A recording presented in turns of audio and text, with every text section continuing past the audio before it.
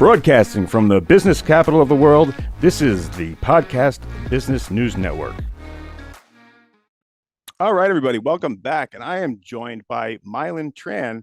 Mylinh, so nice to see you again, or to see you on the Zoom. We had audio, but thank you, KC, for having me today. well, nice meeting you. I'm glad that you're here. I mean, because you do so many things, and maybe for the audience that isn't familiar, maybe you can just give us a little review about your specialty and your practice. Sure. Well, I'm a licensed acupuncturist, and so I do the whole array of acupuncture modalities: acupuncture, acupressure, herbs, nutrition, scraping, cupping, and as well as energy work. And I also do allergy elimination technique called NAET, as well as doing energy work, doing clearings and meditations and just getting you into your space. Gotcha. And when you say clearings, that's interesting.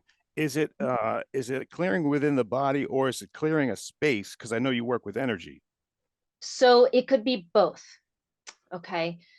So if any of you are familiar with the energy world, we are energy beings, but we also have like an aura. We have a space, an energy field around us. And that energy field around us can get mucked up with other people's energies, other people's spirits and thoughts and emotions.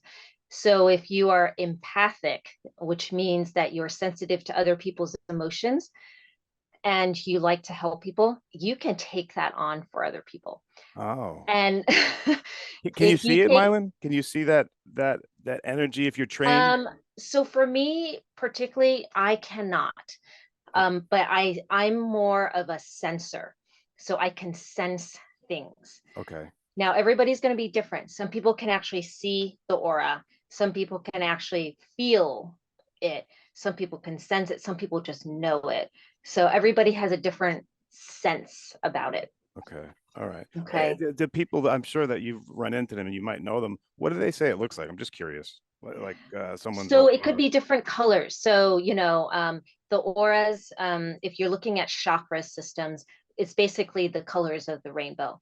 So you start at the root, right below the your tailbone, okay? And that's going to be red. And as you move up into your tailbone, it turns to orange. You move up into your above your navel, it becomes yellow, and then your heart is green, and then the throat is blue. The third eye, we call it the third eye chakra, is violet, and then up here is magenta. Okay, and there's more. Okay. But when you start getting sick and things like that, your aura can turn gray, or it can turn black, or it can change colors based on what's going on with you. All of the different chakras, they like can some be okay? Depends. It varies on where you're having the disturbance. Your chakra colors can change. Okay. But so you feel it. So you would feel if someone's one chakra is off, you would. Are you? Yeah. So I'll tap in and I'll check to see which chakras are off, and so you can use your pendulum, and I use an external pendulum. So any weighted crystal or something, and I can put it over the chakra region, and it will spin a certain way. And when it spins a certain way, I can look and say, okay, how is it spinning? And based on how it's spinning, it's how you're reacting in that chakra. Interesting. So you want it to spin clockwise and fairly quickly, okay, or just at least clockwise, okay? It doesn't have to be quick. But if it spins counterclockwise, you're kind of like spinning in circles and going backwards. Or if it's horizontal across, it means you don't even want to deal with whatever's going on. You're just letting it pass through. Okay. And when you see one of these blockages, what causes it? What causes someone to have one that's thrown off or turned gray or black or something? Is that temporary too? Oh, trauma. Whether it's physical, whether it's emotional, whether it's of your own doing, right? Maybe you're in a car accident. Maybe you had a death in the family. Maybe you're just going through a lot, a lot of stressors, and it can throw you off as well. Wow. So how do you know when to use which one of your tools? When do you know to use acupuncture? When do you know how to use energy work? When do you know how to use a clearing technique? I mean, Yeah, good question. But it's basically based on the patient. When they come in to see me, right, they're giving me their list of problems, right? Let's say pain management, because that's the most the big one. common thing that people come to see me for. Okay, so they've come in for pain management. Now, one person can say, okay, if it's acute, that means it just happened. They were in a car accident. Most likely, I'm just going to do acupuncture. Okay. Okay. Now, if it's been ongoing or something's been ongoing and they've done the whole accoutrement of acupuncture, chiropractic, massage, they've taken pain meds, nothing's helped, then I start looking into the other stuff. I see. Okay. Okay. Are there emotional blockages? What is their energy field looking like? And so I'll tap in. Now, not everybody's open to energy work. And so it really also is dependent on the person. Oh, so if like say I was your client and I could I I could kind of not give you permission, would that be verbally, or is it something that I could do in my body to block? Yeah, so all, Explain. all all of those, right? Yeah. So typically I would ask first, it verbally, if you give me permission. Okay. You can always ask on a soul level as well, right? So I talk to your soul and say, do you give me permission? Right. And sometimes your soul will say no. Why? And there are reasons to why. And then you have to kind of work around that if you want to dive into that. Is that like trauma? Would that be Sometimes a it's a close off? belief, sometimes the soul's just not ready. Okay. Okay. So like I had one patient who was in a lot of pain and she had done the chiropractic, was doing the massage, she was taking pain meds, and it would give her temporary relief, but not permanent. A band-aid. Yeah, it's just a band-aid. So I said, okay, then it's more spiritual on that end. So she came in and I cleared her, and it was doing energy work, only energy work. And I still balance her with acupuncture. Okay. I was still balancing her with acupuncture. Okay. But after one session, like 85, 90% of her symptoms went away. Wow. And her coworkers were like, wow, what a difference. Like, what did you do? Right. It's awesome. So I said, okay, there's still a little bit left. So let's do one more session. So I 2 sessions, 100% recovery. And I With the haven't pain. seen her since. Well, you did your job, Right. and So I I'm get. like, did I shoot myself in the foot? No, but no, I'd rather have them, be done than me rehashing problems over and over. So, Right. was it something that you felt because you have this gift and this is what you do? You're a professional at this. You knew Yeah. where to look.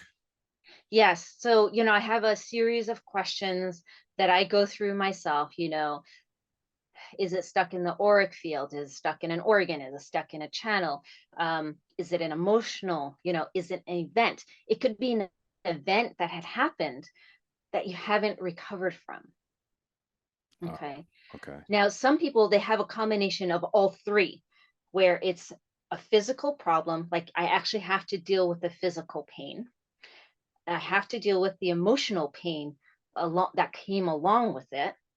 There may be an event associated with that emotion, with this trauma that's creating that trauma. So that's the perfect storm of. That's this perfect storm. Yeah. Then you also have people on top of all those three. Then you also have people who have the energy work that needs to be done on top of that. So it could be associated with someone else's emotions that's causing this, could be associated with a spirit that has attached to you somehow, like from a past life, and they're showing up because they're saying, this is the area you need to work on. I'm sort of trying to help. They're trying to help. Yes. So what initially, when I first started learning about this, it was like there's a lot of fear involved. Like people project a lot of fear around spirits and entities and beings. You know, they're like, you're possessed, you're possessed. Okay, It's the calm unknown, down, right? people. Right? We're not here doing the exorcist or something, right? Okay. Um, but even in those more traumatic beings, they themselves were a wounded soul. So they may have been human like me and you, but some trauma happened. And so I'll give you an example. So one person, I was clearing this, and he drew out what he was seeing, right? And these beings were gnarly, like they look scary. They're like, knives and, just Oh my grotesque. God. And as we were doing the clearing, the person began to transform, is being transformed back into a regular human. Okay. So it's like, have you seen someone, the expression hangry? When you're so angry and hungry at the same time, Yeah. you become like this other person, right? Uh-huh. That's what happens with these traumatic souls that become these negative beings, is that they underwent so much trauma, so much anger. All they could see was red. They couldn't Oh, get out of that red phase. I see. See. Okay. And how do you ground yourself and and not take any of that stuff with you because you're constantly dealing with it. It's around you. Yeah. So I have my daily work that I do where I am grounding. So I set the intention. I do my qigong. I do my walking. I'm out in nature. I clear myself constantly. Okay. And I activate my Merkaba. And this is a visualization of a field around me that pulls out this stuff and keeps things away. A Merkava? Yeah, it's a Merkaba. It's called one light body. The translation is one light body. Okay. All right. Okay. And I've a question is like how does this type of energy work differ from, and everyone knows that out there listening, everyone knows that one person that just, if you're in the same room, they drain you. They just, their energy Yeah. is draining. Yeah, we Is call this them energy vampires. energy vampires? Yeah. Okay.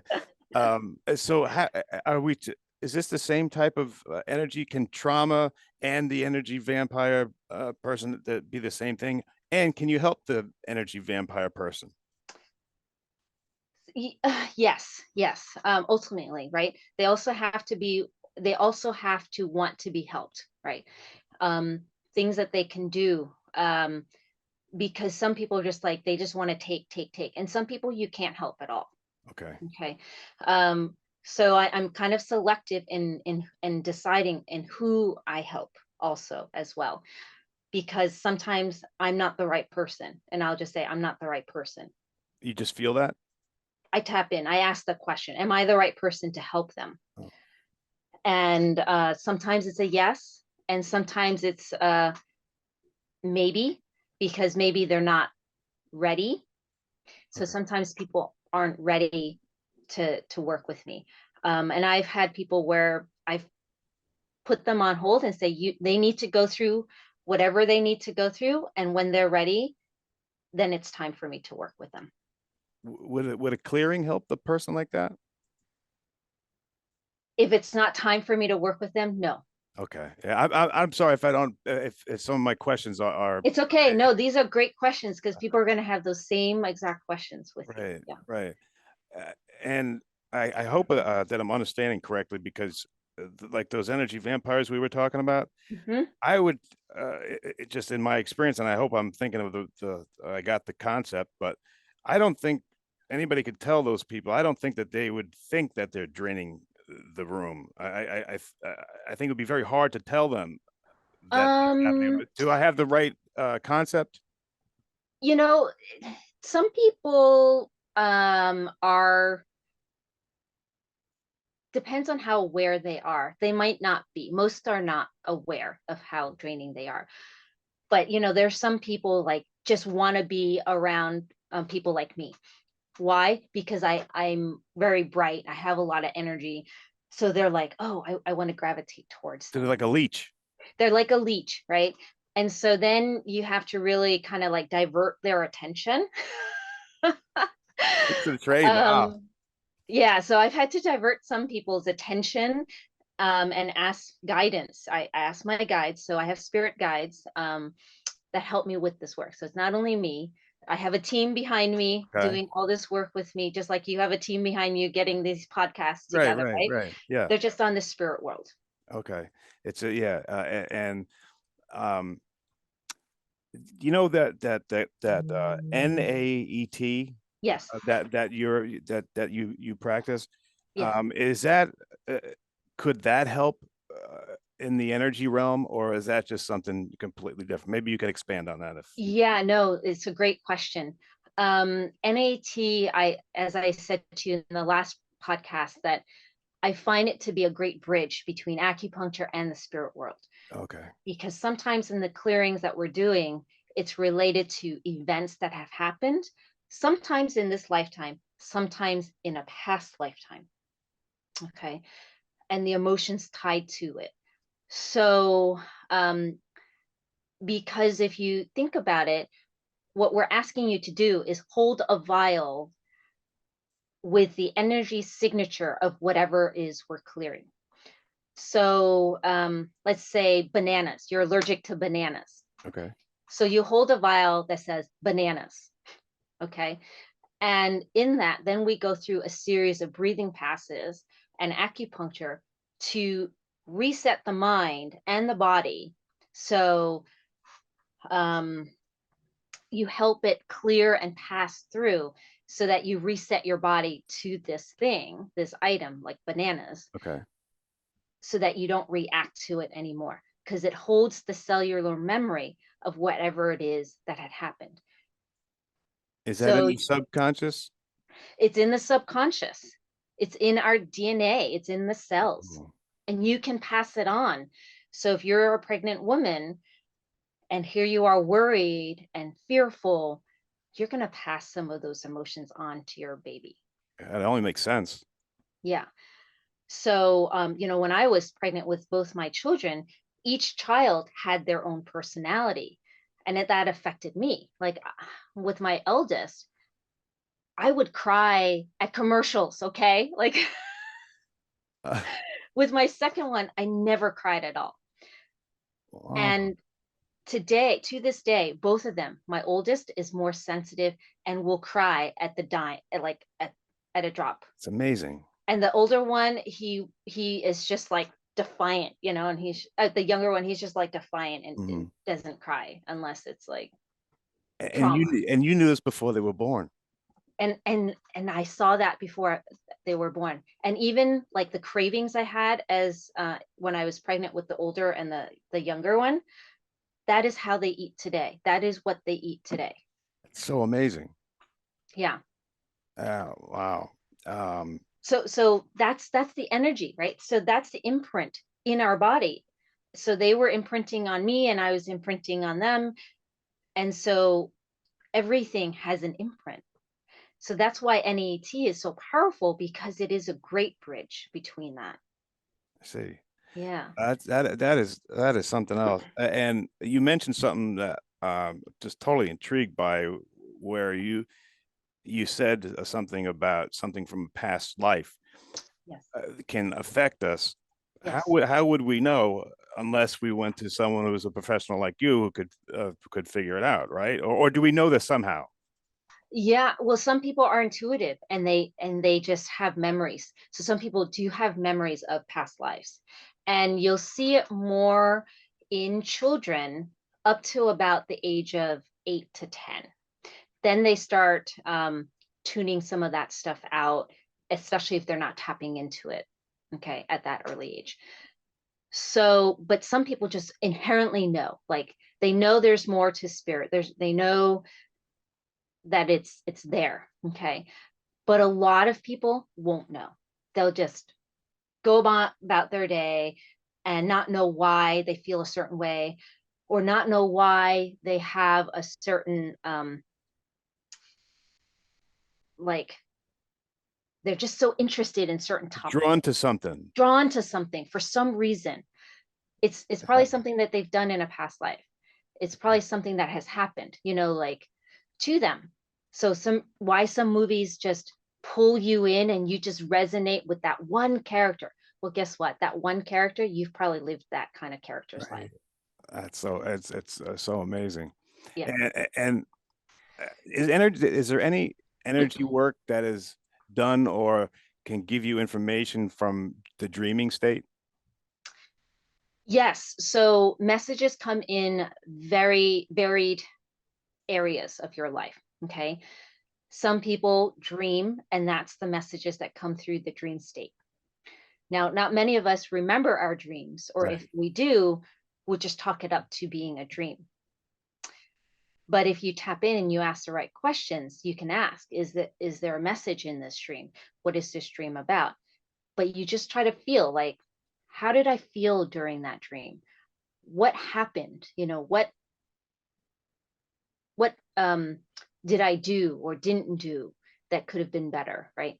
So there are messages within dreams. There are messages within numbers. There are messages from certain animals. So there are spirit meanings to certain animals that you see all the time. Like hummingbirds are about enjoying the moment, living in joy, right? Oh. Okay. What about angel numbers? So angel, yeah, exactly. There's tons of numbers that have spiritual meanings, right? Um, so like 1111 is All the a time. very, See that one all the time. yeah, all the time, right? It's a very spiritual meaning, but it's tapping in. And like 222s, right? You think of twos as a pair, right? Yeah. So it's the balance of yin and yang. So So and you can search this up on Google. I mean, there are tons of practitioners out there that do this much better than I do. But I do know about them and I do use it quite gotcha. often. So let me ask you. I know we talked a little bit about it, but this is all just so interesting, and I love your show because there's so many questions I have for you. But who would be the ideal client to work with you?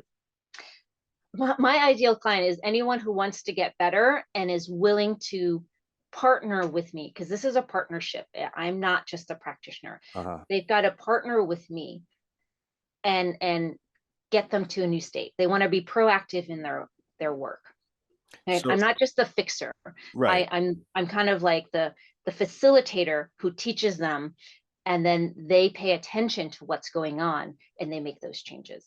Okay. So the people have to put in the work too. They do have to You're put in not the going to just work. do it for them. Mm-mm. I mean, for pain management, when it's acute, yes, I need to get you out of that state, Yeah. right? Yeah. But when it's more chronic, when it's more emotional, when it's more deeper, they've got to put in the work. And I know it's a little bit different from your work with the acupuncture because I know that you can really help people Yeah. with like allergies. Say Yes, that's true, right? that's true. And pain management with acupuncture With too. acupuncture, yes. Even the emotional component, right? People have asked about addictions. Yeah. So what are you addicted to? Are you addicted to food? Are you addicted to nicotine? Are you addicted to like exercise? I mean, some people can overdo it, right? Right. There's a reason behind those addictions. What is the emotional component to it? What are you trying to prove? Who are you trying to prove it to? Okay. Um, and there are tons of protocols that we can use. And the real reason why you have the addictions is because there's an imbalance in your body. Okay. Whether it's your channels that are off. So, why are some people prone to anger? Why are some people prone to worry? It's because there's a weakness or a stagnation within the channels. So anger is the liver channel and the gallbladder channel. Okay.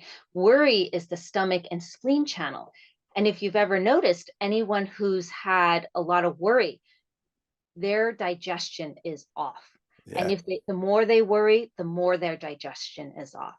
Whether they want to eat, like crave more sweet foods, or they have tons of bowel movements, or they have indigestion, it's all related to those emotions as well. Gotcha. Wow. That's not the same as chakras, right? No, it's a different line of energy work. Okay. Okay. So and I'll show you a model maybe after the break or something where the energy lines run within the body.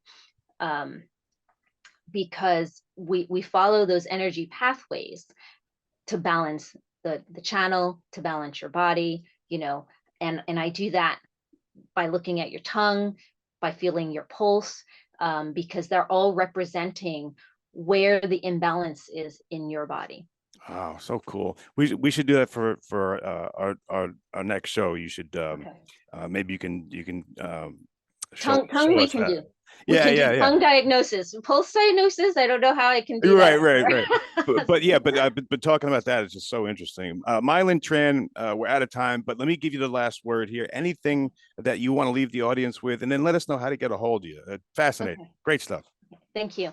Well, you can contact me at thedao.arts@gmail.com. It's THETAOARTS@gmail.com. And you can email me or join me on Facebook. My website is thedaoarts.com. And last words is, stay warm, wear a scarf, especially around this season, because the back of your neck is where the pathogen and the wind enters, and that's how you can get colds really easily. So that is my fall tip for today. All right. Hey, Mylin Tran, everybody, thank you so much. Thank you for people who wrote in. I'm sorry if I didn't get to you, but Mylin Tran, everybody. We'll be right back.